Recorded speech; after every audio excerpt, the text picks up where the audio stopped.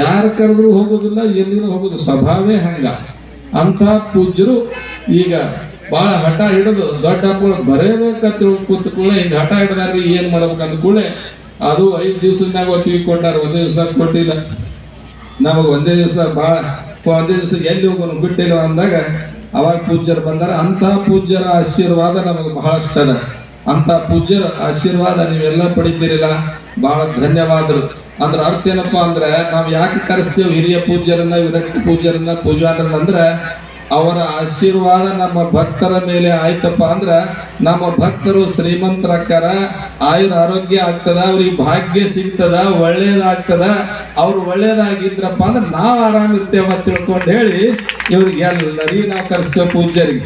ಇದ್ರ ನಮ್ದೇನು ಸ್ವಾರ್ಥ ಐತಪ್ಪ ಅಂದ್ರೆ ಎಲ್ಲ ಹಿರಿಯ ಪೂಜ್ಯರು ಬಂದಿರ್ತಕ್ಕಂಥವ್ರ ಆಶೀರ್ವಾದ ನೀವು ತಗೊಂಡ್ರೆ ಅಂದ್ರೆ ಅವ್ರು ಪೂಜಾ ಮಾಡಿರ್ತಕ್ಕಂಥ ಆಶೀರ್ವಾದ ನೆದರ ತಮ್ಮ ಮೇಲೆ ಬಿತ್ತಪ್ಪ ಅಂದ್ರೆ ನಮ್ಮ ಈಗ ಹೆಂಗ್ ಮಾಡ್ತೇವಪ್ಪ ಅಂದ್ರೆ ಈ ಇದ್ರೊಳಗೆ ಈ ಏನೋ ಬರ್ತದಲ್ಲ, ಆ ಎತ್ತುಗಳಿಗೆ ಅದು ಬೆಳಗ್ತಾರಲ್ಲ, ಆಣಿ ಪೀಣಿ ಜಾಳಿಗೋ ಏನೋ ಅಂತಾರಲ್ಲ, ಅಂದ್ರ ನಮ್ಮ ದನಗಳಿಗೆ ಏನು ಪೀಡಾ ಬರಬಾರ್ದು, ನಮ್ಮ ಆಕಳುಗಳಿಗೆ ಅದಕ್ಕೂ ಏನು ಪೀಡಾ ಬರಬಾರ್ದು ಅಂತ ಹೆಂಗೆ ಬೆಳಗ್ತಾರಲ್ಲ, ಹಂಗ ನಮ್ಮ ಭಕ್ತರಿಗೆ ನಮ್ಮ ಜನಗಳಿಗೆ ಯಾವುದೂ ಪೀಡಾ ಬರಬಾರ್ದ್ರಪ್ಪ ಅಂತ ಆಶೀರ್ವಚನ ಮಾಡಾಕ ನಮ್ಮ ಜಗದ್ಗುರು ಅಂತ ಪೂಜ್ಯರನ್ನ ಕರೆಸ್ತಾ ಇದ್ದೇವೆ. ಅದಕ್ಕೆ ವರ್ಷ ನಮಗೆ ಬೇಕಾಗಿರೋದು ಏನು? ಸಂಪತ್ತಿನಲ್ಲಿ ಏನೇ ಇಲ್ಲ ಅದನ್ನೆಲ್ಲ ಭಕ್ತರು ಕೊಡ್ತಾರ.